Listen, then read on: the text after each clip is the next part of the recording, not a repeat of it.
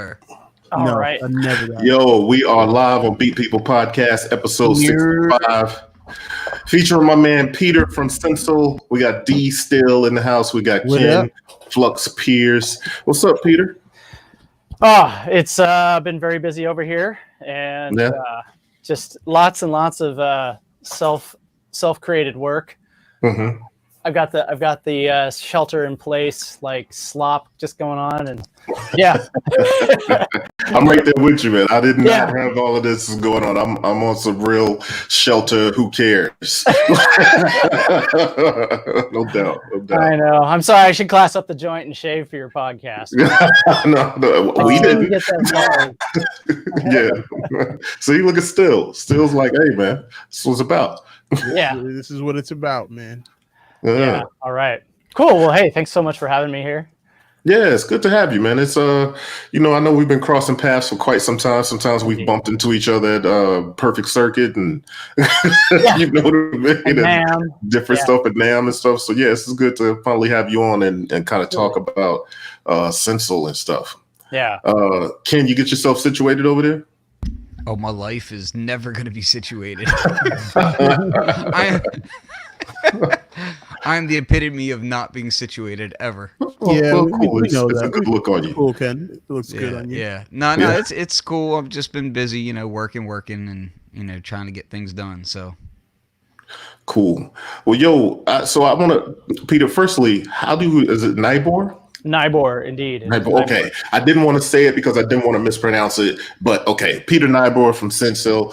Sensel is on the show, and we're going to talk about the Sensel morph. Well, but first, Sensel, give us some background on Sensel and how it all kind of came to be. Yeah, so Sensel, I've been with them for about 3 years, but I first met the founders when they first were starting out. So I was working with Livid Instruments. Okay. So you can probably see this tower of stuff over here. I've got basically every Livid controller here for posterity's sake. So we had just started working with pressure sensors at the time when we did the bass, and I was at this hardware startup meetup in San Francisco, and just started talking to this dude, and I think it was right when we came out with the guitar wing. And okay. So I was showing that off there, and just like, hey, here's this cool new weird hardware thing, and mostly it's like IoT and things like that, like techie stuff. It's not a real music crowd. And so I just started chatting with this dude because it's a networking thing, and I was he's like, oh, that's a really cool device. And I was like, well, what do you do? He's like, oh, we make pressure sensors. And I was like, we need to talk. It's like, it's probably just starting to do pressure sensors and stuff, and it was kind of like they were already there. So yeah, that makes sense. Yeah, and they had, and it's like, oh, new pressure sensor technology. I need to learn about this because this is where we're going. We're trying to do everything with pressure sensors with our products. So so I chatted with him and the other founder, Aaron Zaraga. And they were just starting out with the technology. And so it wasn't really quite time for us to work together. And then fast forward a few years later when I was looking for work and, because Livid had kind of come to an end. And then I had another job for a little while and that startup died. And so I thought I'd take my Midas touch someplace else. No.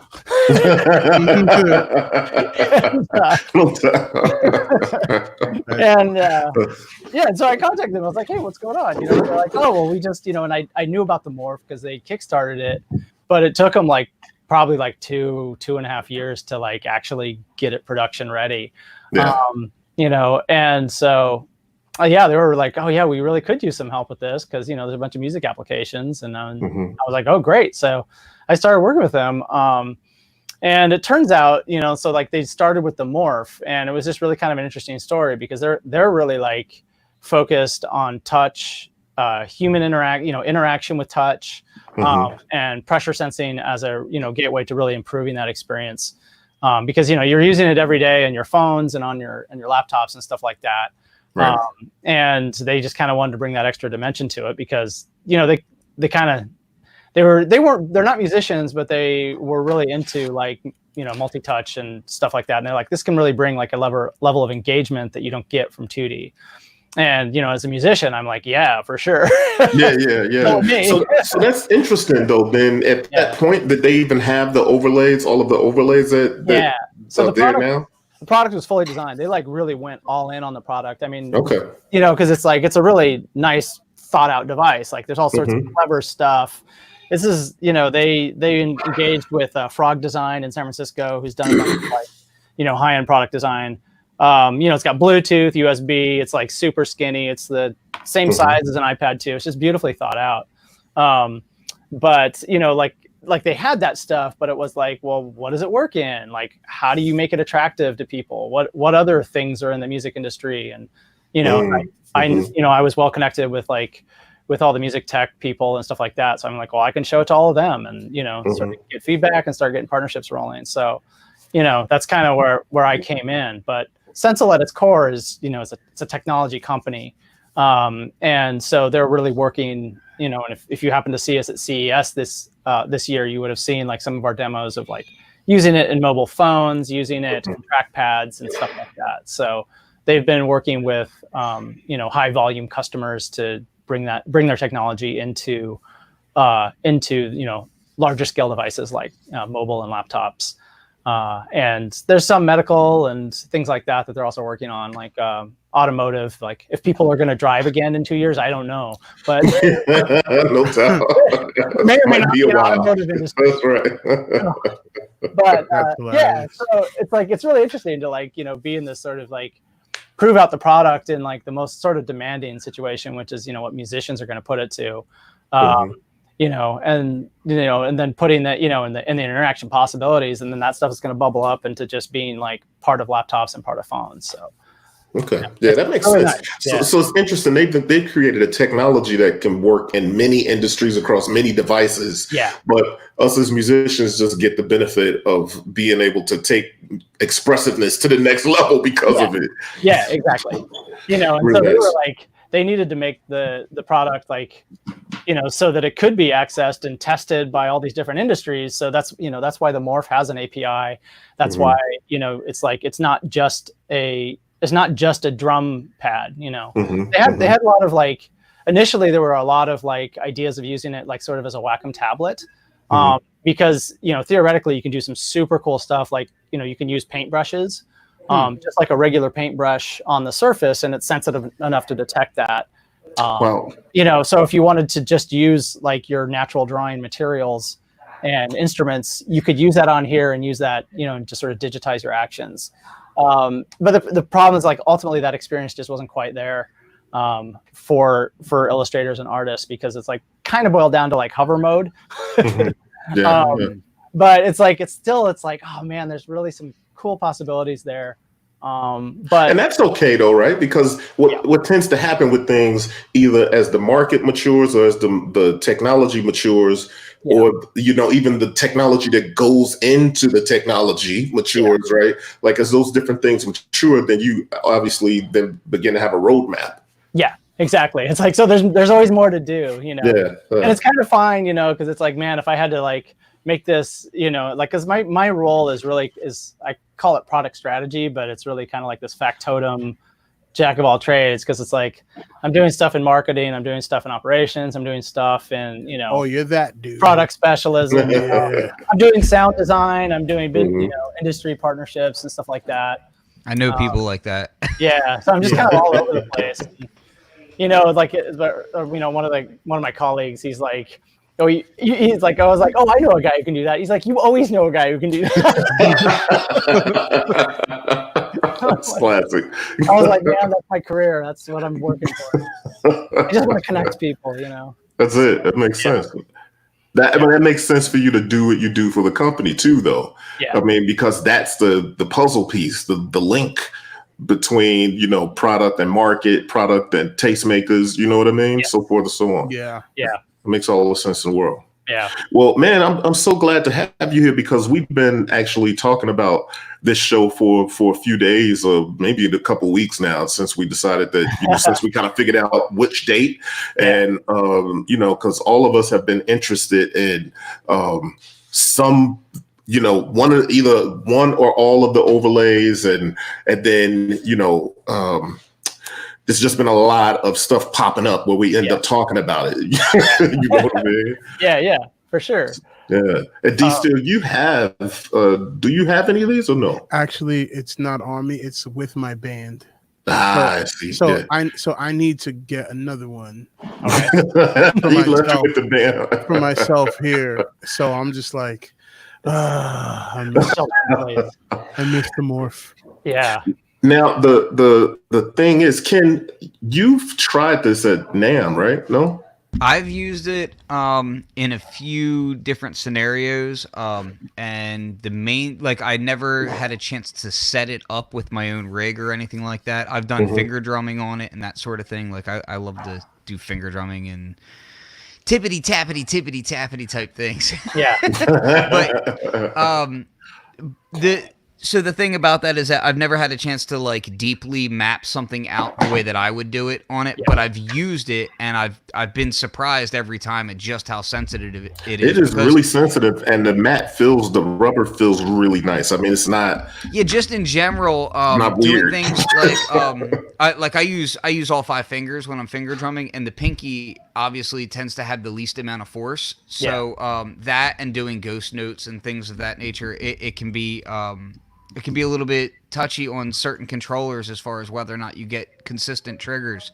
But it felt pretty good in each scenario that I was in. Yeah, it seems really nice. That's one of those things I love it for chaos. Yeah, because I mean that's the cool thing is like you can just like pull off the mat and then just create like if you want 4 XYZ pads, you know, you can put tape here, go into our overlay designer, and then just like create 4 XYZ pads, and then you can just. Well, that's the part that I'm more interested in is the overlay designing. Yeah. So, can you talk a little bit about the capabilities there? Yeah. So, can I share my screen on here, or? Yeah, absolutely. If you go down to the bottom, it says share screen. That lets you share screen. It also says having issues? ? Oh, I love that. It has. Yeah, every time I click on it, it never like they just don't want to help me. They're like, listen, this is not about your relationships. Right. So we've got the flux here, and I don't mean you flux. I mean the deep feedback. Yeah, I love that. It's like it's the greatest. Like, yeah, it's just is like one of the greatest psychedelic experiences. Like that was like made me want to like get into alternative media in like the 90s. It was like I seriously thought he was about to say alternative medicines. I thought he was. I was like, is he injecting LSD into his eyes too? I thought he was going to say alternative dance. Have you heard of spiral therapy? There it is. Do you have an orgone accumulator? Oh my gosh. All right, so yeah, the Sensel app. So it's all the overlay design stuff is done in the Sensel app, and let's see. So it's really as simple as going to add overlay, and then you select in this case, the custom design for the innovator overlay, and it gives you a blank slate. So it's really just you have like this whole 230 by 110 millimeter space, I believe. And let me see if I can dig up my innovators overlay someplace around here. I'm gonna go like it's like Yoda going through Luke Skywalker. I just feel like I would draw dirty cartoons on it and then have them all MIDI mapped out. I didn't do dirty cartoons, but I had really fun. I had a really fun example at CES and at NAMM this year that was a robot, like a puppet. So it was like a digital puppet. So it was like a little character, like 3D character on the screen, and I did it all in Max. So like and I had like pressure points on the morph, just like little MIDI controllers, and so you'd like press on it and move around, and it would like make the robot go all crazy. Wow. And then it also had a sound. It also had sound. The sound design was a combination of myself and Sarah Bell Reed, who's I believe she's crazy. It's incredible. Like I love that. Like I'll sit up and watch her trumpet videos where she's got some sort of wild electronic something going on. I like this is like superhero villain sound design. It's nuts. Yeah. I met her for like the first time. Well, I met her at Synthplex last year, and my friend Kurt introduced me. He's like, "Hey, you guys should talk. You know, she's doing interesting synthesizer stuff. You have a cool controller. You guys should get together." I'm like, "Okay, great." And then so I looked up what she was doing. And I was like, "Oh, wow, this looks great." You know, so my colleague Steve Elkins, who does all of our filming most of the filming for our artist profiles. He and I like met up with her at Cal Arts, and like I only knew a little bit about her, and I was just like, okay, so we just kind of interviewed her about her process, and we ended up doing like a little artist profile of her, and like introduced her to the morph, and it was cool. But yeah, it was just really great to just like, you know, she's performing with the trumpet, and it's just like she's just got tone for days. Like she's such a good player. she's an incredible player, but I'm impressed with the fact that she's also as great of a player as she is, she's even more so like that great of an abstract artist. You know what I mean? Like, and that's not an easy thing to do, and she does it. She does both very well. Yes, and she has a great time doing it too. Yeah. But anyway, the Innovators overlay. So let's see. I have like. So I scroll down here, and clearly I've been demoing this. I have all these like garbage designs, you know. So here's one I've been using. Here's like the simplest, stupidest custom design. It's like I've been using it for live streams when I'm doing tutorials here at my desk. I have a scene switcher, so you can see in here. I have that's great. Blue masking tape with labels. And, no doubt. and all they are is just there's 6 buttons that send keystrokes, right? And it was like, I need this, and so I could do it, you know. And so yeah, it's great because it's just like I just have this great little signature, you know, and then I can also use it for making beats too if I want to. So that's like the dumbest example. Then there was so this is the controller for that robot puppet. So I can let's see. I bet I can find this. I probably shouldn't show all my Here, I'm gonna So essentially you can basically draw whatever you want, map whatever you want, and then you have control over things like sending pressure to one destination, velocity to another, that sort of thing, or what? Exactly. So it's like any control. It's like you can make a square, you can make a circle, you can make a hexagon, and then you can let's see. Let's see. I don't have a. Oh yeah. So here's like this is the prototype. I'll go back to sharing my screen here. So I prototyped with a different character. Let's see. So you can see this was like the printout that I put on the morph, right? And then so the little circles were what you would press with your fingers, and then so you'd press on the elbow, and it would move the character's elbow and stuff like that. Oh, wow, and so cool. Like this totally like just like That's actually pretty rad. Yeah, it is. Crazy noise, like it was just it was one of my happiest moments. This is actually kind of cool. I mean, it also feels like it'd be an incredible teaching tool too. Yeah, I mean, because there's like let's see, like here's another one, the hex angle. So this is one I use for just like these things are all arranged by fourths, then the vertical, and it's like a isomorphic keyboard. So with the that way it's just like kind of plays like a guitar without that annoying like little shift on the B string or whatever. So you can just like do. And the great demo I have for this is I connect it to a Korg polylog or mini log, I guess it is, and then just put a piece of acrylic over the top of their keyboard and put this down, and you play this, and then so you can do like MPE type stuff. So that's what I was going to ask. You can do like all this gestural stuff, and it's not truly polyphonic because you can't adjust each individual note's timbre on the polylog, on the mini log, but you can still do all this cool like filtering and oscillator mixing despite going up and down on the keys. And so it's like, oh my God, this totally opens up the synthesizer. Yeah. That's what I wanted to ask about is because I do a lot with like the Hydra synth, and then I've got other things that are poly aftertouch like SQ80 and synthesizers like that, so and really a lot of other synths will accept poly aftertouch as well, even if they don't have it. So will it do poly aftertouch and MPE? So MPE, the way MPE works for people who don't know, it's like if you click on, or let me just if you have let's just say you have 5 notes and you press them in succession, each note is on its own MIDI channel, and then each note has a note on. It also has a vertical position done as CC74. It has horizontal done as pitch bend, and then pressure is channel aftertouch. So it uses channel aftertouch because it's using all 16 channels to do polyphonic expression. So as long as the synth can react to that, it's great. But yeah, you can reprogram these to be. So in this case, the Korg mini log is this one is set up instead of MPE pads, they're MIDI XYZ. So it doesn't do the channel rotation. It's all on the single channel. Okay, that's dope. Okay. But you still get on each pad, you get X, Y, and Z that you can assign to. As you can see here, X is pitch bend and Y is CC36 because that's how you mix oscillators on the mini log. And then 22 is pressure, and I think that was like a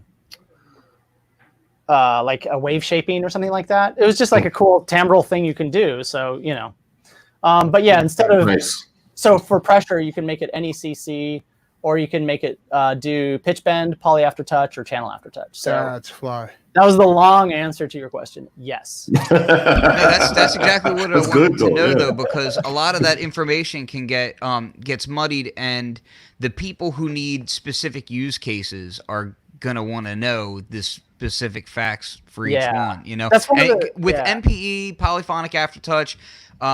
It gets into this water where not a lot of DAWs are fully accepting of everything right now either. So you're having an issue of not everything accepts what can be thrown at it is the other side of it, Right. Like Ableton Live obviously is one of the more popular ones that doesn't do MPE. And that's, we package Bitwig 8-track with ours because it's like, it's a great, it does MPE and all of its native, or I should say internal instruments, because it's not its native instruments, but all of its internal instruments are all MPE capable. And then you can also take that same expression data and apply it monophonically to anything.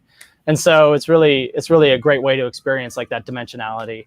With iPad apps, it works crazy. Yes. Yeah. So I actually did a live stream using, what is it? Into a beat maker. So I went way in the weeds, way in the weeds on a set, of not only this how to set up the morph, but how do you sample stuff? How do you how do you do layers? How do you do velocity layering? I've been doing a lot of streaming as a sort of. I need to pick your brain on that. Yeah. That's crazy.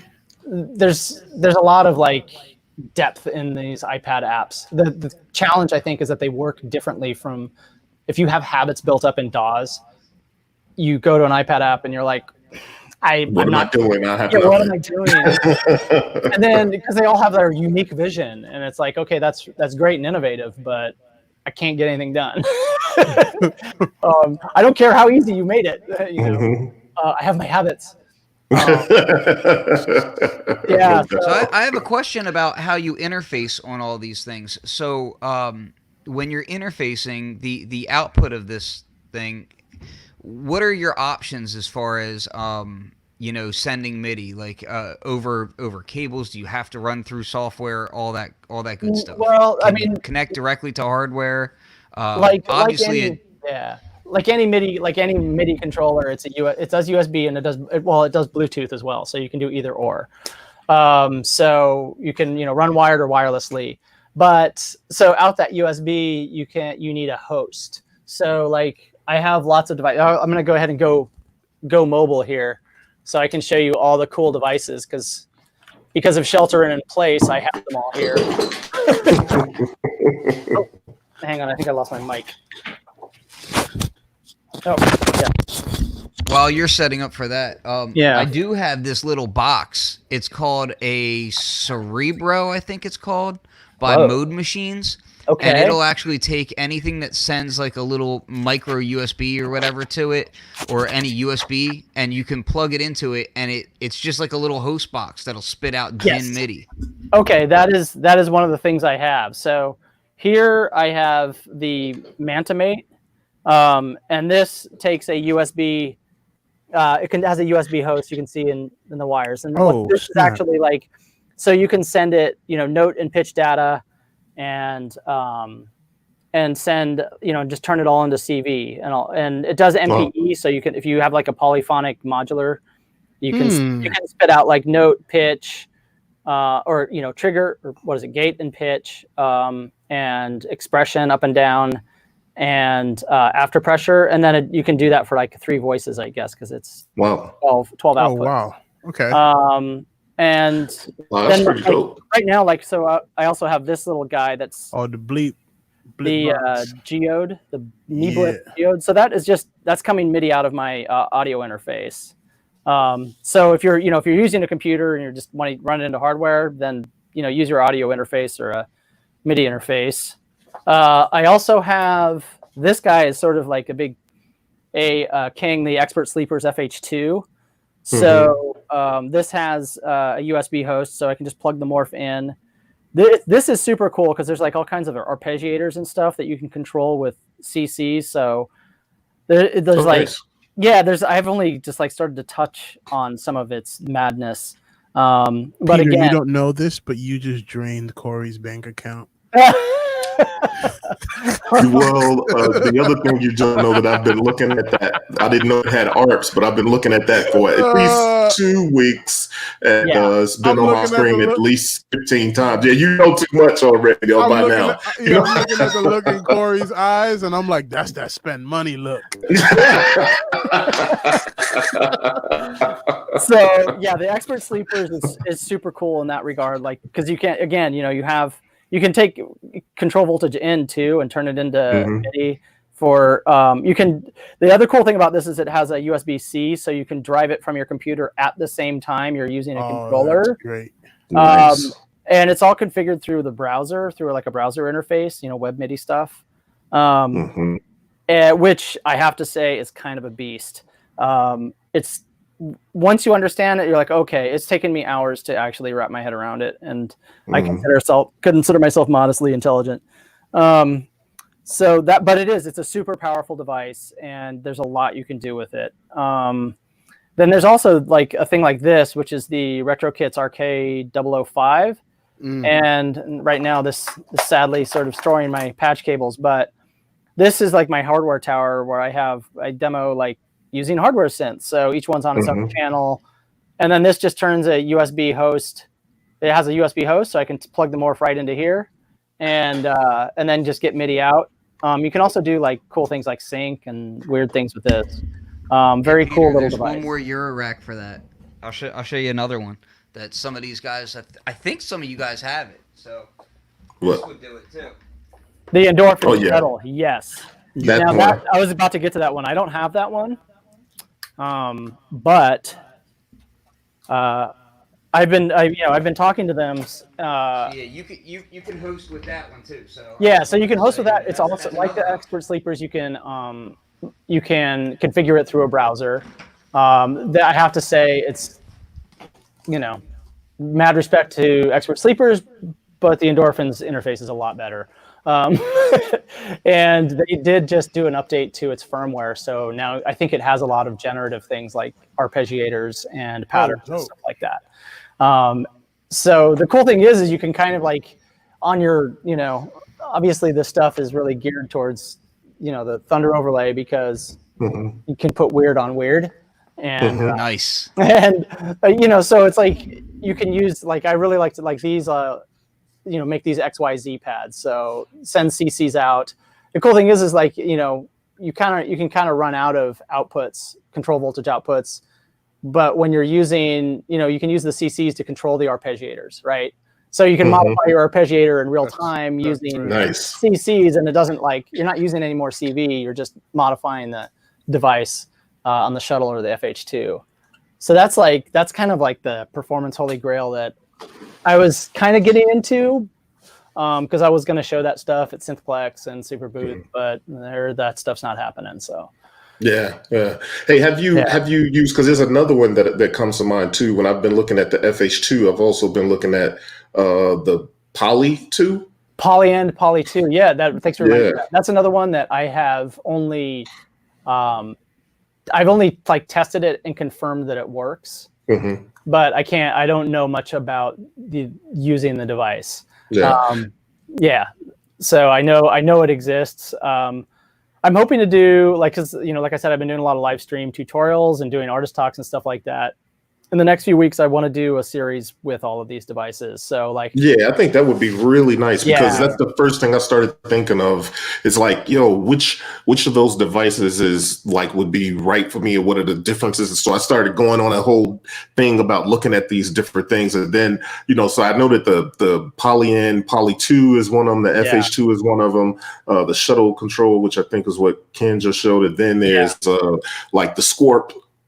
It also does MPE. I've seen people using it with the Thunder, the Morph Thunder. So the Scorp, we're actually going to be doing a thing tomorrow with a Portland-based artist, Hugo Paris. So we're doing a live stream tomorrow, and we're going to be using the Scorp Hermod. He's going to be showing that with the Thunder overlay, and I'll be picking his brain about it. So fresh. Nice. Cool. Very cool stuff, man. Yeah, the cool thing about the Scorp is it's because it's a sequencer, you can do gesture recording into it. So, you can do some stuff on the Morph and just record that into the Scorp, and then it's just going to spit that out. And then you can do other stuff, Yeah. So it's that's super cool, actually. And that's the thing about each one of these different devices that offer MPE and the Eurorack. They all have a little thing that they do that's a little special from the last thing. So you kind of have to look at it and say which one of those things are most appealing to me or most useful to me in my particular setup and what I'm trying to achieve. Yeah. It's a hard decision, Yeah, without a doubt. Get them all.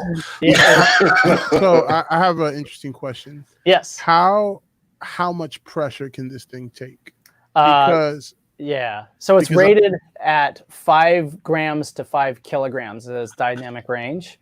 Okay. But so that's so if you put a 5 kilogram weight on it, it's gonna it'll detect that. But if you put a 10 kilogram, it's just gonna see it as a 5 kilogram. And that the thing is that kind of varies because it's an array of sensors, right? So it's kind of an approximate, I guess it's if a finger-sized 5 kilogram force is going to max it out, right? Because if you have a palm-sized kilogram force, it's spreading that force over a bunch of sensors. So each little sensor element, a Sensel, is detecting less pressure, even though you're putting, more weight on it. So does that make sense? Yeah, it does. Yeah. And here was my weird invention that I had in my head. Yeah. I was like, man, what if I brought 4 Sensel morphs and just printed out an overlay of a drum pad, just one big drum pad, because I'm a drummer. Yeah. So I'm rather than me have a Roland, SPD or something. Right. I can have 4 of these Sensel morph pads.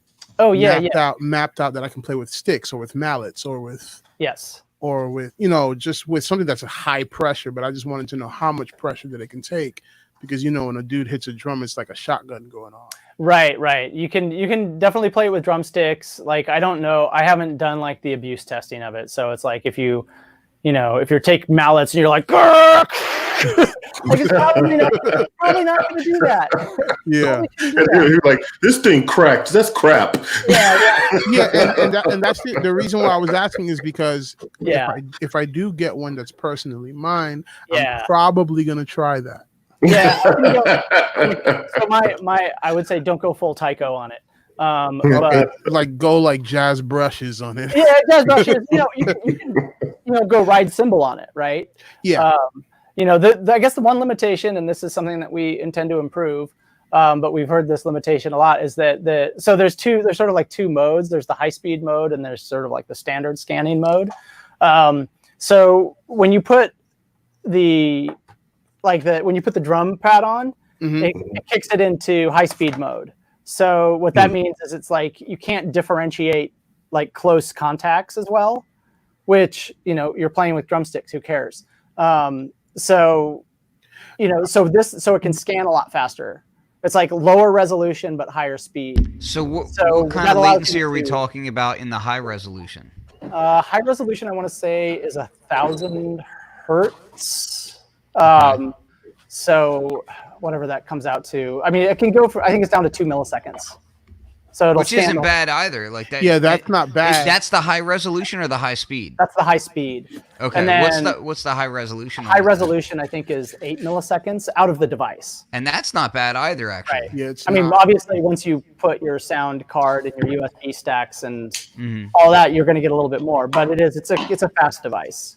So you can do like drum rolls with the drum pad, but unfortunately, the only way to access the high speed mode is to have the yellow pad. So that's something we would like to fix. So you can do it with, you know, for example, you can't do rolls with, you know, with these other ones. So that's kind of like something that's hard coded in the preset for the drum pad. Yeah, exactly. So we need to figure out a nice way of putting a switch in so that. Yeah, like, that's definitely something that I would want, because if I'm drawing up my own custom overlays, I'm definitely going to want to be able to do that. Yes. You know.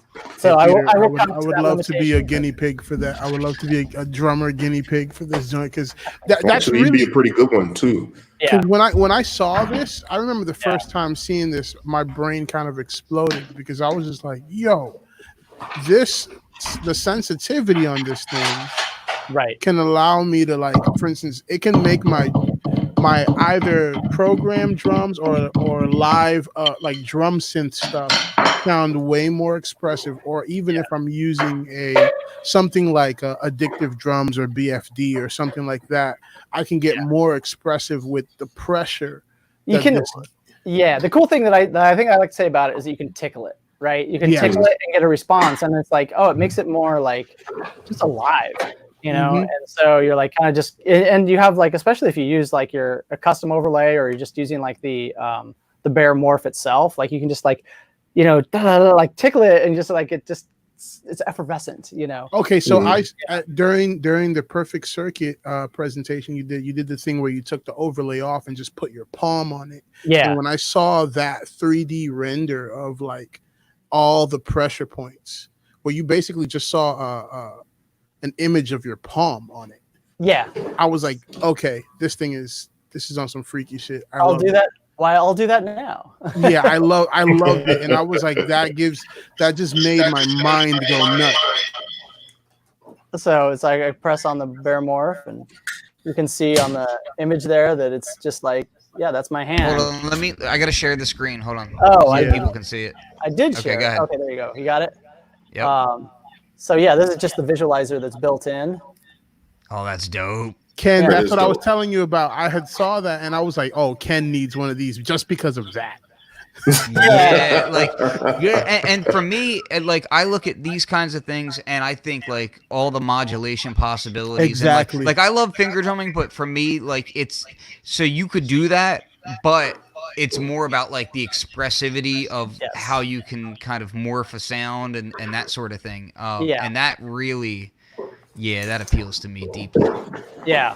So, I mean, it's, you know, and even like, you know, here I have a simple grid, an MPE grid. So it's like, you know, this is just like the most basic controller, and we don't make a grid overlay. I've kind of been like, I don't know, I'm a little bit like, should we do a grid overlay? We get a lot of requests for it, but I'm like, are you sure you really want that? Like, I don't know. It just seems like you would get lost in a sea of pads, and I don't know. It's like, I don't feel like I'm adding anything to the controller conversation when I do that, but I should probably just let it go and just do it. The idea behind this would be like, at the same time, like that you're triggering a clip, you could also be opening the filter of that track channel at the same time. So like, there's a bunch into it. Yeah, there's or you can like do the volume fade of the channel at the same time as triggering the clip. So there's a bunch of uses to a grid in this form. Oh, there is for sure. Yeah, I just kind of like. I know, but it's kind of boring at the same time. It is in some ways, but it's like, I think we need to do it, you know, one of these days. So, Let's see if I can do. Corey, we hear you goofing off over there. Yeah, I want to show this something. He's over there playing with his sticks. Hold on, let's see. Oh yeah. Let me see this, Corey. Come on. So I know D still wants to be able to do this kind of stuff, right?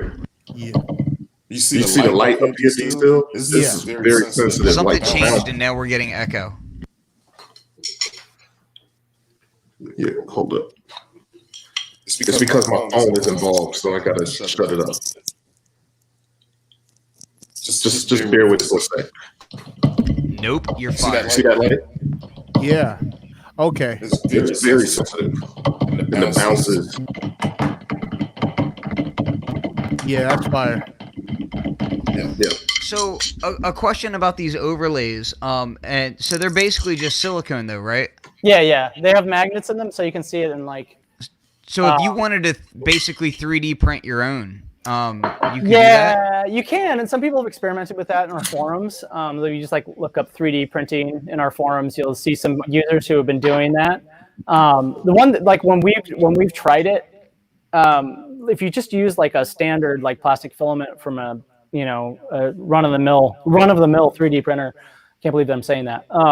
That stuff is pretty stiff, so you don't get a good force image if you make it continuous. But you can do things like make a mask, right? So that's exactly where my mind was, making a grid, and then I could fill it with silicone or whatever, Yes, exactly. So you could do something like that, because 3D printing silicone is, or anything like that, it's a durometer, the hardness durometer of like 50, Shore 50, I believe is the measurement that these are like 40 and 50 depending on the overlay. And so trying to get a 3D print of something that Shore hardness is really like expensive. And it's not that cool because they don't do multiple colors. And so, it's like trying to, like, you can get 70 or 60, I think. That's relatively cheap, but it's one of those wormholes. I like, there's this other stuff that I've been doing with neoprene. And so these make nice surfaces and you can print stuff out. This one didn't turn out that great, but you can see this is, I'm going to hold it back because this is in development. So I don't want to say what it is. Well, you can see it's a lot like our video editing overlay. But it has different controls for different software. But this is just neoprene, right? And I printed it on this at this company called printerstudio.com. And then what they print it for is people who are like gamers and want dice mats. So they have you can do different sizes and you can put like your fantasy castle printed on it and be like, yeah, I'm in the dungeon, man. And your 20-sided die like lands on the neoprene and it's fair and it doesn't go everywhere. It's like a good surface for it. So that's what that's for, but it's also a really nice overlay material for prototyping or just, making a custom overlay because it's cheap. Like you can print I recently printed, I think 10 for like $50. I had to cut them out, but so it's like, that's cheap. You can do 10 of these things, or you can do 4 for like $25. You can fit 4 on a pad for like $25 or something. So it's a good way to go. And it turns out, I mean, that opens up a whole new world of possibilities, right? For people that want to make custom things, or because you have this one where you can draw on it, the one you were talking about, the Innovators pad, you have the one where you can draw on it and stuff. But if you have, put together something that you want to use with a little more permanency or something, you can go and get this printed up. That's dope. Exactly. So go ahead and share my screen again, because I wanted to show you another thing that is kind of cool. Let me go back to my Max. So this is using Max MSP. Let me make my image here better. And so this is merging a camera with a plane that takes in the visualizer. And I showed something like this at Perfect Circuit, where I actually made this an instrument, as a visual instrument, so I could, visualize this stuff and then also play sound by taking all that data and then applying it to a synthesizer, a soft synth. That's dope. Yeah, so I mean, this is just kind of like a cool, I can do live visuals this way, That's how does that the Sensel Morph translate vibrations? Let's say I have it on the table. So it's gonna be sorry, go ahead. Well, the reason why I'm asking is because the crazy ideas that run through my mind is like, what if I took a tiny Bluetooth speaker and put it on the Sensel morph? Well, it's probably not gonna. It would only sense low frequency, frequencies. Yeah, it would sense low frequency, 1,000 hertz, but 500 hertz or whatever. But I have a speaker on here now. Let me turn it up. Let's try it. I don't know. See what happens. I wonder so check it out. Peter is ready for every single scenario. That's what I'm talking about. I love that. Yeah, I'm digging this right now. So, I should take my hand off the table. So let's see.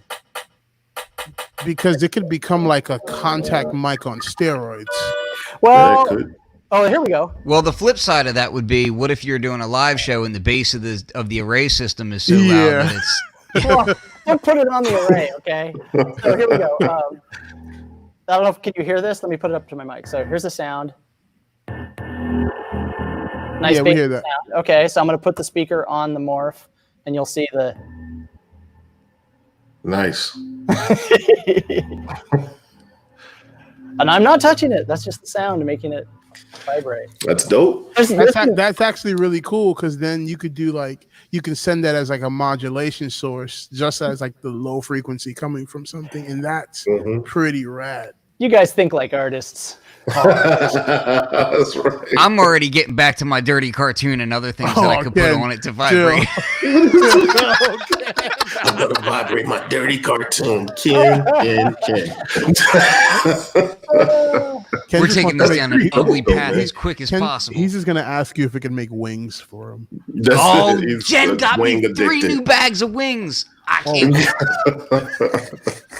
I am socially isolating like a boss. I got so many frozen wings in my freezer right now. Oh my gosh.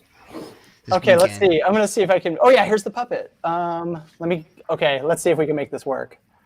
So, are you still sharing my screen? No, you need to click this share screen again. Okay, good. It went away. Let me go ahead and see if I can make this work. That would be amazing. Because I won't have the sound, but we will have the visuals, and that's, we're on a visual medium right here. No one cares about the sound. That's right. Side note, just so that people know, because I'll be honest with you, I was a little bit surprised because I had been looking at a competing product for this recently, and I went to the site now while we're on the show. The morph with one overlay is only $249. Yes. I was thoroughly surprised by that. I was expecting $479 or something. Nah, Ken.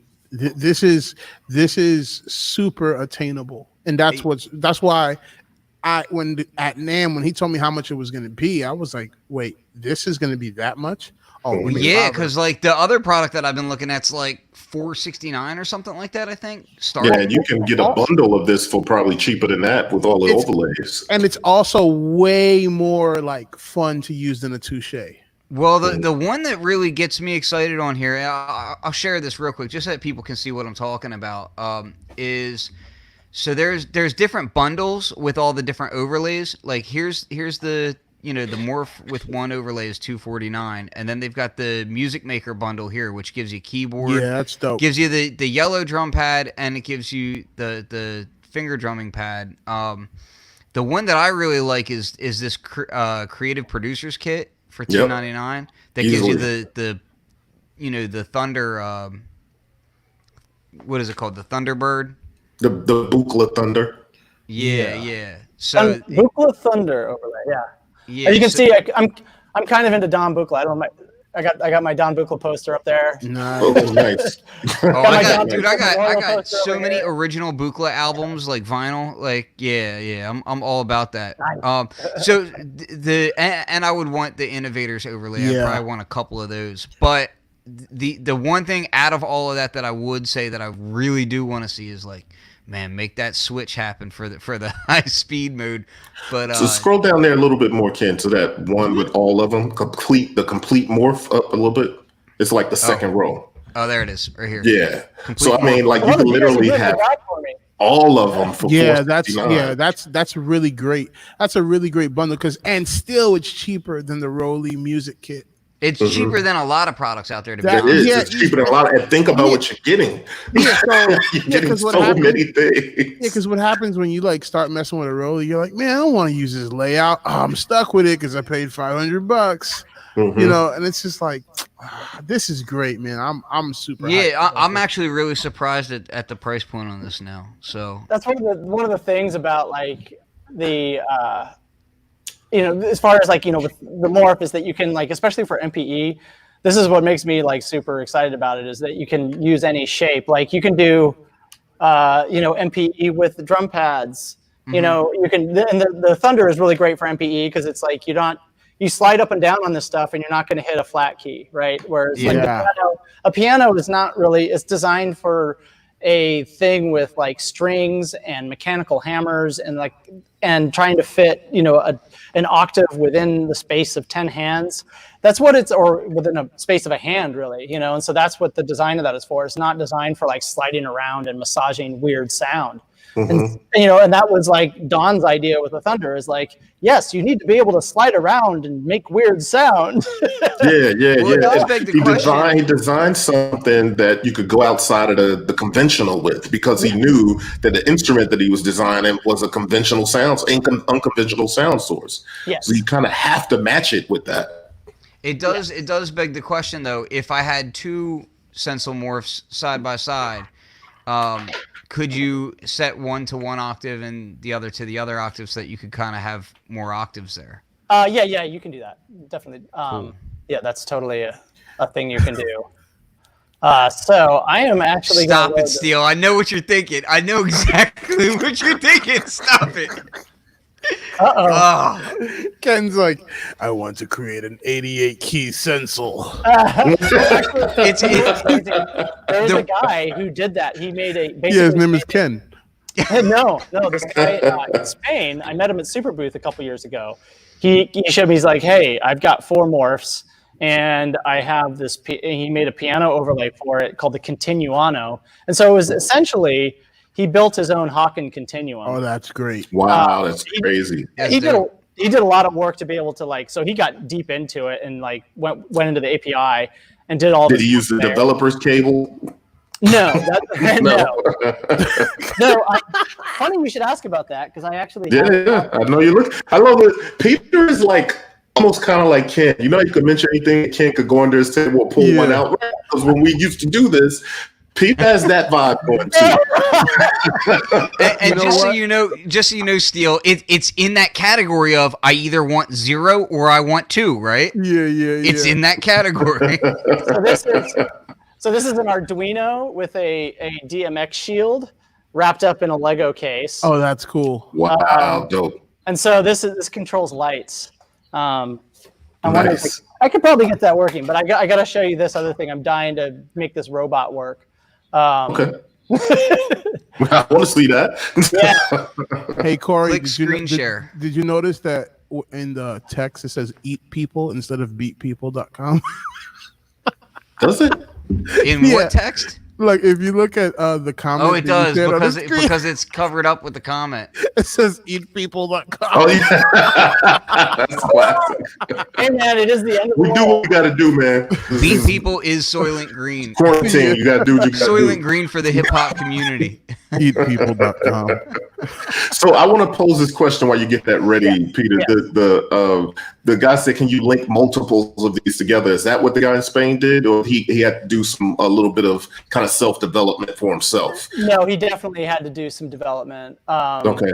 Yeah, it was. I don't think out the box, you can't necessarily link 3 or 4 of these together and do all that, but you can take them and plug them into a USB hub and control different things with them as different controllers. Yeah. Just like any USB. Just like anything else, right? Yeah. Exactly. I don't know. I may be failing on this demo, but we'll see. It's okay, man. Nobody's perfect, man. You just helped develop one of the dopest pieces of gear that's out, right now. Yeah, that's right. And that is good enough, young man. I'm not so young. All right, let's see. Okay, so let me share my screen. Just if nothing else, I'll give people a taste of what a hurriedly patched together Max Patch looks like. So. Oh wow. it's let's see. I'm going to share the entire screen. Yeah.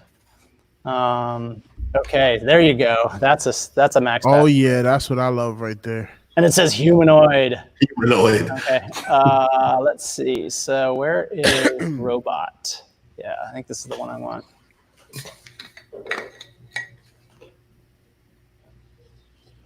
Okay. Oh yeah, they've got something.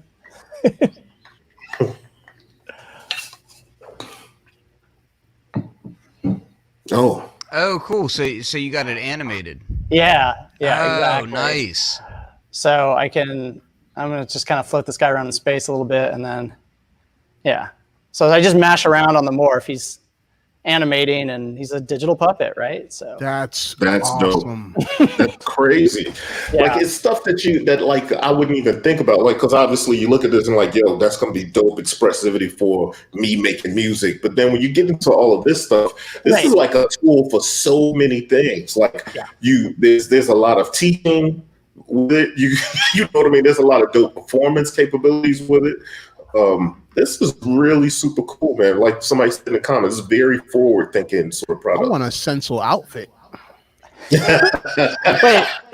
does that mean you want people to just go around poking you and touching you? No, I mean, like, I just want to be like, oh, look at this automation. Look at this. I'm gonna make that light blink. You start squeezing your own shoulder. Automation after dark. You need me to draw some cartoons for that? No. All right. Very cool. Can we see the lights being controlled back here? Oh, that's okay. So, that's dope. That is. And then I can use pressure to engage the strobe mode. Oh, that's dope. So it's basically an RGB so I have 2 RGB color wheels mapped out here, and then that's just affecting the light color, and then the other color, and then I can have a dance party in here. Who needs people? I have lighting. No, that's great. Yeah, this is really cool. But yeah, so this is just the morph with the developer's cable, and then going into Arduino and just turning it into a DMX lighting thing. And this is actually on our blog, so if you just look up like DMX or Arduino on our blog, you'll find it. Nice. Man, I'm interested in how I can integrate my OPZ and the Sensel morph together. Me too. I don't know.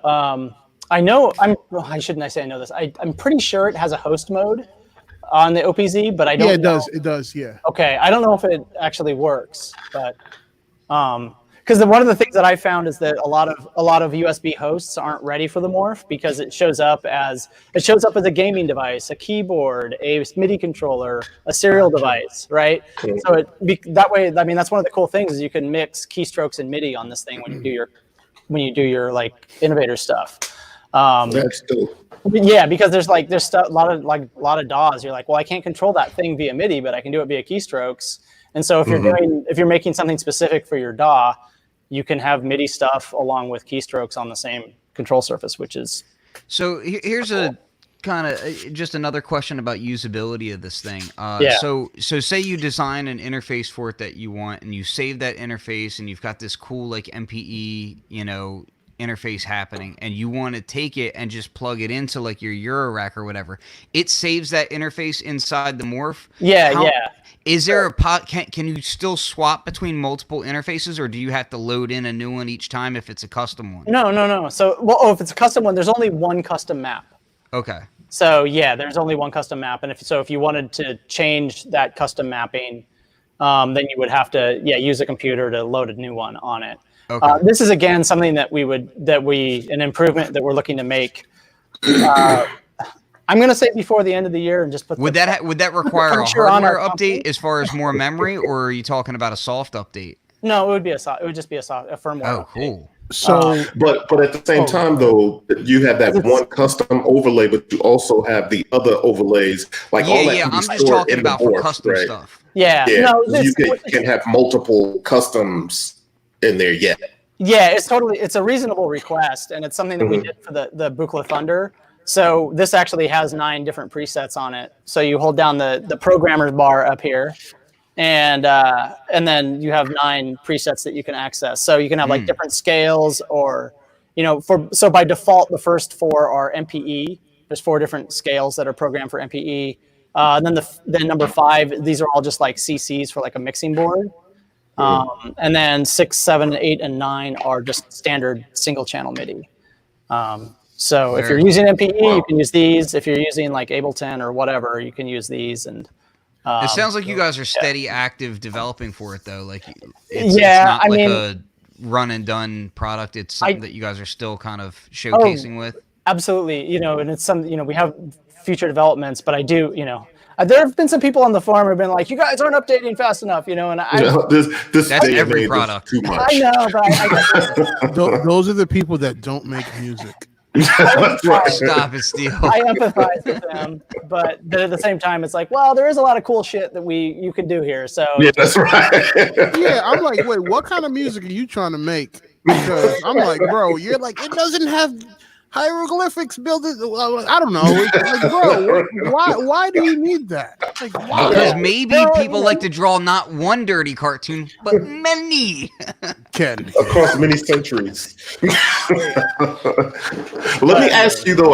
I've been curious about the Buchla Thunder because that wasn't one of the original sets of overlays, right? No, so how did that come about? So that came about when it was funny because like when I first started working with Sensel, my good friend Kurt Karasaki, who's kind of an underground.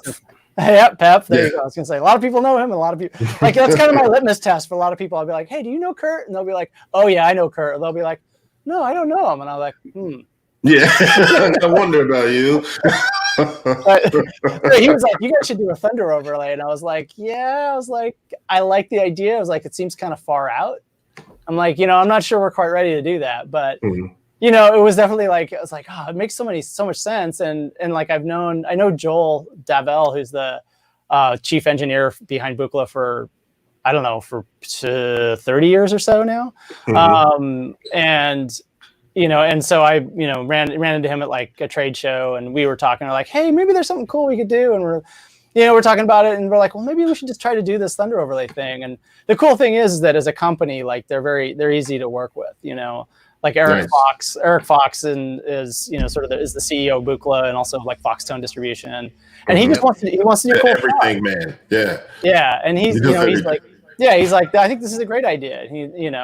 And I'm like, well, I'm not, I was like, we can't promise huge paychecks out of this. He's like, it's cool. Like, it's going to get the Buchla name out there to people that, and give people an opportunity to experience some of what Dom was doing. And they had just taken it over, too. So it was kind of a good move to kind of. It had been a couple of years. It had been a couple of years, I think, that, because it was like in 2016, I think, when they did that. 2017, maybe. Because it was recent. I mean, that's still pretty damn recent. No, it is. I mean, in terms of Buchla, we're talking recent. I'm like, that's pretty recent compared to So it's been really cool, and I really like it because it really it definitely did way better than we thought it was going to do. Because I was like, this is kind of a weird play, but hey, let's try it. And it's like people are into it. And is it one of your more popular overlays? Yeah, it is. I can believe that because I see it a lot, and not just because lately I've been really into looking for what people are doing with it. But no, I've been seeing it a lot, because people listen. Here's the thing: you can be curious about Buchla stuff, but Buchla is not the curious kind of price point. You know what I mean? You cannot just you gotta be rich and curious. You gotta be rich and curious. Like, oh man, I'm curious. It's like buying fancy cold cuts. That's right. You don't gotta be rich. You just gotta have weird priorities. Like you just gotta know where to place your priorities. All right. Those kids get one outfit every 3 years. I'm getting a Buchla. You know what I'm saying? That's it. So this is cool for you to take something from that sort of setup and that paradigm and bring it into something like this that makes it more accessible to so many people. And I think that's why I'm seeing so much of it out there, because there's a lot of curiosity for people that are Euroracking that made no synthesis. You're not just going to be able to just go cop a Buchla. This gives you a little bit of that expressivity and some of that Buchla taste and into a more accessible sort of format and price point. Yeah, and I would love to use this with the Arteria Buchla easel. It's really cool. Like oh really? Oh, yeah. I'm gonna open that up now. I have to say that the you know the drawback is that the Easel V is not MPE. So that's right. But it's but it's also it's a monophonic instrument to start with. Yeah. But you can definitely do, especially in Bitwig, because Bitwig makes like the expression parameters from MPE really easy to apply. You can do cool stuff with it, and it's really a joy to just sort of get that experience. So like I've got my full Buchla circle going on, and I'm not $3,000 minimum poor. Dude, exactly. I borrowed one of these for like 2 weeks, and it was just sitting in my house, and I made so much dope shit with this. We had Buchla came out with the Easel Command module, which is basically the top of the music easel. I want that. So they premiered that. We had one of 2 devices at NAMM, one of 2 existing Easel Command modules. Nice. It was great. So we were demoing that in our booth with the Thunder overlays. So they did a Kickstarter for it, and like one of the like top tier backers, they would get a morph with it. So it's designed that it has a USB host in the Easel Command. You can plug the morph right in, and then there's easy mappings to actually control some of the timbre parameters and things like that. And yeah, it was just so fun to I spent a lot of time at NAMM just like sort of one of the things is that people come up and they don't really know how that thing works, and they just start moving stuff because it's a hands-on event. But when you do that with a music easel, it's just like things go south real. You kind of got to be tactical with it. Yeah, and so it was funny because and I was like, I was kind of the person at the booth who knew the most, and I didn't know that much about it. Like I could get it to a point where where it would make a sound that wasn't unbearable, and but it was the great thing was it was like, oh, I got to fix the Buchla again. So I was like, oh yeah, I'm just gonna play around. That's classic.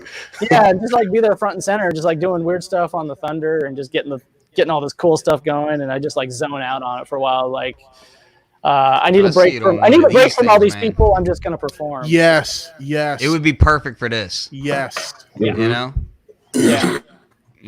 Because this thing's already kind of set up for polyphonic aftertouch, and is it really something? Yeah. This is polyphonic aftertouch, but it's it's PCB keyboard. Yeah. So something like a morph, you could do way deeper than that, and it does have some cool morphing and modulation capabilities. Yo, Ken. Yo. Okay.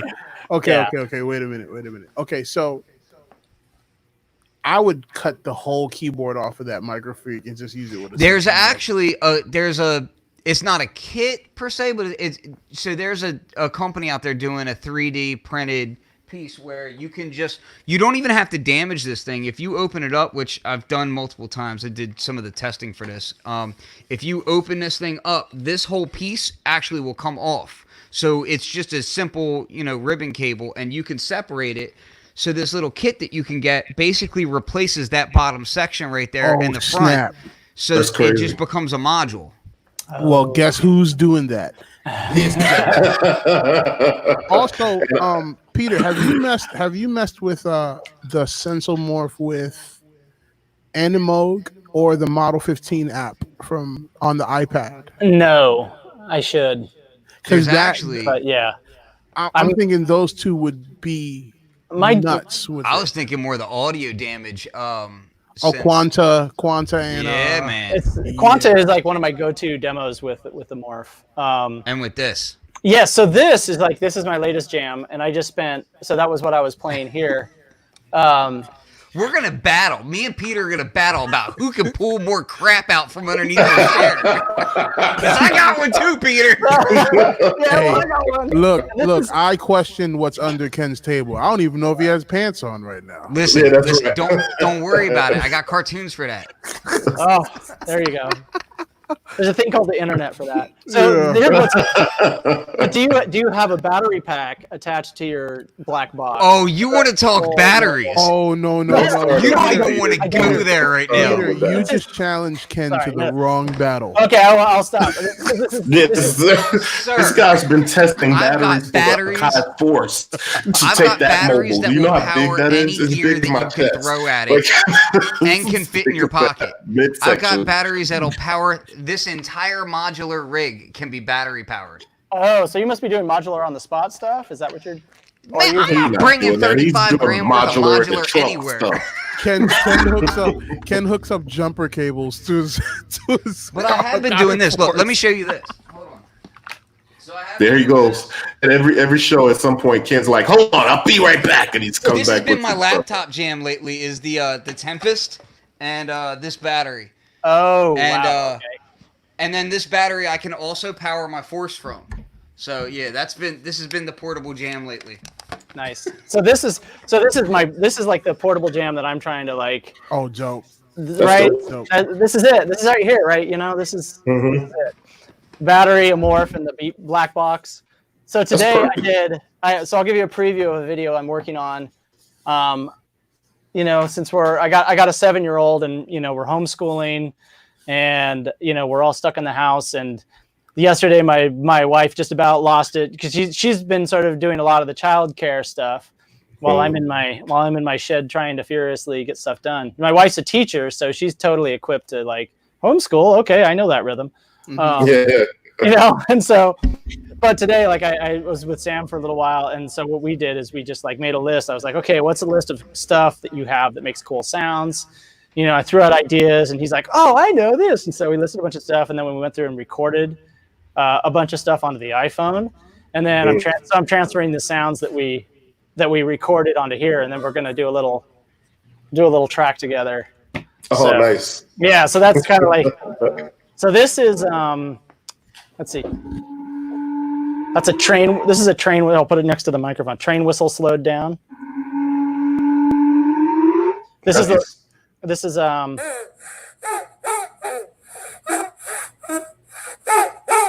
that's like a little harmonica he made. He has like this like the unboard book. So it's just got like all these projects for kids. Oh, that's cool. So it was like it's basically 2 popsicle sticks with a little rubber band in between. And then this is an actual harmonica.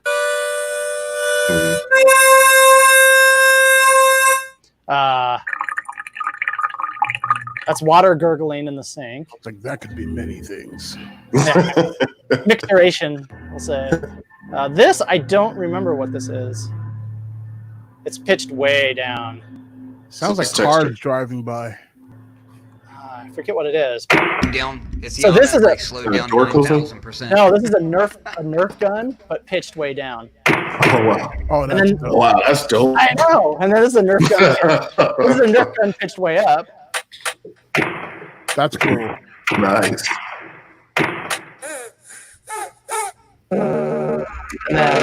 You literally have the recipes for like that's all like a Pharrell track right there. That's true. It's too true. It's Pharrell Neptunes all day. Yeah, I'm like, oh man, that's a new nerd banger right there. nerd banger. I love seeing other people talking about going nuts from homeschooling because we've been homeschooling for like 13 years now. So it's really?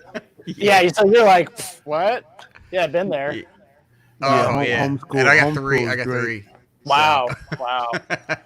Yeah. No, it is funny though because it's like it's not too big of a change for us to shelter in place. It's kind of like summer but with more structure because my wife's an elementary school teacher.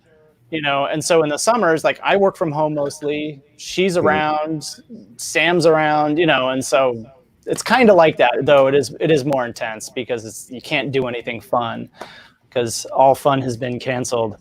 That's right. I told my kids today. You said all fun. You literally said to your kids, guys, all fun has been canceled. I was about to tell them all breathing was canceled. They were being bad today. Yeah. It's crazy. I want to ask you this question. That there's somebody saying we need an iOS editor. Is there anything like that on the horizon for it? We definitely, that's on our roadmap. Yes. Very cool. We very much want to have that happen because we recognize it's like, this is again, like, you got your OG iPad 2 and you're exactly the same, like this is a studio. Yeah. Truly. And so it's like, you want that to be independent. We definitely recognize that because it's, it definitely is like that kind of puts it into a whole new ballpark. But because it's like you don't want to have a computer in the mix if this is what your jam is, and there's a lot of jamming to be done on that. So I'm also I'm also fascinated with the new AR tech. Well, not new, but with the AR technology that Apple is introducing into, a lot of apps. And the whole touch and 3D environment together, like games that could utilize, like, well, I'm putting pressure here, but I'm also seeing 3D environments in front of me via the camera on my phone. So this technology kind of like opens possibilities for a lot of development in different areas. Even like you showed us before, animation, like instead of having to draw frames, you can literally touch all the frames out. Right. I mean, what I had going was like a really like crude animation. Like you don't have really great control over the character, but but that's the potential and possibility. The potential refinement, like, and also just interacting in 3D space is, like for CAD, like people who work with CAD, you're using like these crazy mice, and it's just like there's opportunities with this device that, unfortunately there's, again, it's that habits thing. Like you have to break all these habits, and you have to find that really great way of interacting. But there's definitely, like, we showed some demos at CES that showed some really basic CAD navigation with a pressure sensitive trackpad that says like, oh, it makes it so much easier. So it's just like, animation, and like with the AR stuff you're talking about, like, you could have, this doesn't have labels on it, but if you had, an AR screen, that gave you those labels, just by pointing at it, you're like, oh, okay, that's what that button does, just by pointing and aligning. Because it's like the touch screen is cool, but it's not, there's so much more that you need from, from devices that you touch than a touch screen, because this is much nicer than glass. And then also just, of course, pressure sensitivity is, a much higher dynamic range on something. Hey, Ken, you're muted. Just being able to tactilely, feel the ridges of a pad, that sort of thing, right. That alone. And same with a fader or something. You might not need, a physical fader, but the ridge of the fader to know where your hand placement is, so that you're not looking down at a piece of glass while you're trying to mix and that sort of thing. Yeah, absolutely. Yeah. Oh, man, I'm thinking like, man, this would be so dope for the blind, and like, just the kind of interaction, because my dad is blind. So so I'm thinking about how this would help my dad. Like if he had something like this to, like, just imagine if his phone, the buttons were made out of this. You know what I'm saying? If you had like an auxiliary device, it's like, oh, okay, this is my phone. These are my number pads for the phone, and there would be different interfaces. You could just swap those interfaces. Exactly. Yeah. So it's kind of blowing my mind, just because. Yeah, that's dope. Because you could do this technology on something that fits in a case. Yeah. Phone, right? And then this overlay to be able to do. You know what? Let me stop talking, because they probably got all these ideas, and I'm probably like opening Pandora's box, and somebody. There is a bit of like a development black hole, because it's definitely something that we've been approached about, like accessibility communities and things like that, and we're not tooled up for it, and it's really a different, like, it's a very different, I hate to say it, different customer, and we don't have that expertise, and it's not the core focus of our business right now. So it's like, I think eventually we will find the right, like, partner or person is going to be able to, like, shepherd this type of stuff through it. But like right now, it's just like, we see the potential, but we can't meet it right now because it's a level of resource that we don't have. So it's really you guys stick and focus to music for now, because it's super selfish. It's very easy to get distracted by this thing, because it's like, oh, it does this, and like you always say yes to what it can do. And then there's also like you guys are experiencing, and you're like, oh, you could do this, and it's just like, but we just gotta try to focus on something here. right. Because Hey, you focus on something or get nothing done, right? I mean, hey, Ken, imagine interfacing this with your Tempest and your Rhythm. Oh, I'm not. You know what? I'm thinking about it even more with the 301. Yeah, dude, that's what I'm thinking about. I use too. that as like exactly why you're looking for the right module. Yeah, so all of us have the ER301, and we build a lot of stuff in it, and we kind of like, and this kind of seems like, well, I could build. That's exactly why my mind went to the endorphins. Yeah, I'm like, I was like, okay, well, what we got to do? We got to get a follow-up podcast because right now we do. We're spitting out like all these ideas. Million things. We got to do the follow-up. We're like, we did what I did. This is how it happened. This is what. Yeah. As a matter of fact, Peter, I'm gonna take you up on that. We should get back together next month or something, and then see what we've come across. Somehow Ken got his Sensel morph pregnant. Because new technology. Like, did you know that you can silicone? Somehow a new species was born. I just got an idea for a whole new custom interface. Oh my god. I'm not even joking, man. I'm just gonna say don't get any on me, okay? Yeah, that's right. Keep it over there, buddy. Yeah. So hey Peter, I want to shelter in place, all right? Yeah. Look, he's literally drawing. Look at his drawing. He's going crazy now. He's look at him. He's moving all fast. Yeah, because right now it's like we're dream people. We got to do beat people. So we gotta get. Yeah. That's right. Oh man. So yeah, man. I appreciate you coming through, man. This has been a good chat. Yeah, and we're gonna do that follow-up thing, man. Yes. I think that's a great thing that we should do. Do a follow-up thing, and we'll probably have some really cool stuff to talk about again by then, because we can start all our brains are exploding towards the end of this thing here. Yes. And so, is there anything you want to leave us with on the way out? Just I don't know. Keep dreaming. Let's figure stuff out. Like obviously we all are. This whole shelter in place thing has us everybody going crazy. Some people I know are definitely struggling, obviously, in the music industry. It's like, so I want to keep pushing through ideas, because I do think that, it's going to be very hard, but we also are creative enough as a community that I think we're going to figure something out. And hopefully we can all figure out a way to make a living out of it. But yeah, I mean, that's kind of like what my pivot, I'm up here in San Jose in Silicon Valley, so I have to use words like pivot. That's what my pivot has been. Classic conference room talk. Yeah, that's right. I'm going to circle back on that pivot, man. That's hilarious. So, that's kind of what I've been doing. I'm like, well, I can't visit people in person at Superbooth and Synthplex and Loop and start feeding on ideas. I just got to start putting ideas out there. We're all kind of missing out on that. Yeah. I mean, that's what's great. Like I got you three guys here, and it's just like, wow, we're hanging out. Exactly.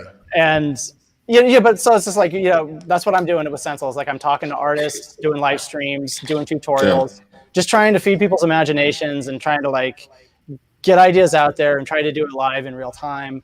And hopefully something sticks. If it's not something that I do that sticks, somebody sees something I do, or one of our artists is doing and gets a new idea and just like, how about I try this? So just keep following us on our socials. We keep making announcements, and we'll get newsletters out there.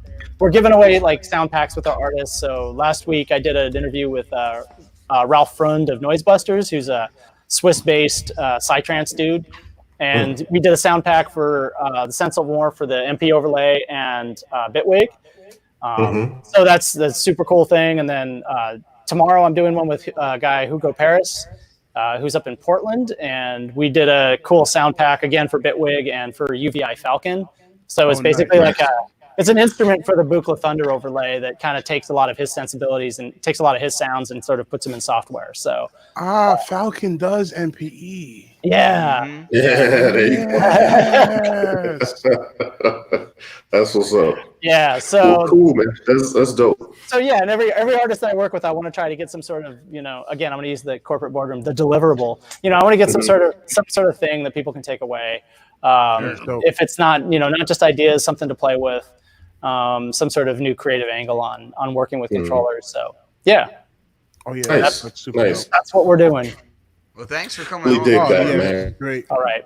Well, yeah, really good conversation, really engaging, and good products too, man. So appreciate you coming on. We're going to talk to you soon again, though. All right, excellent. And this has been Beat People Podcast, episode 65. We'll see you guys Saturday. All right, take care.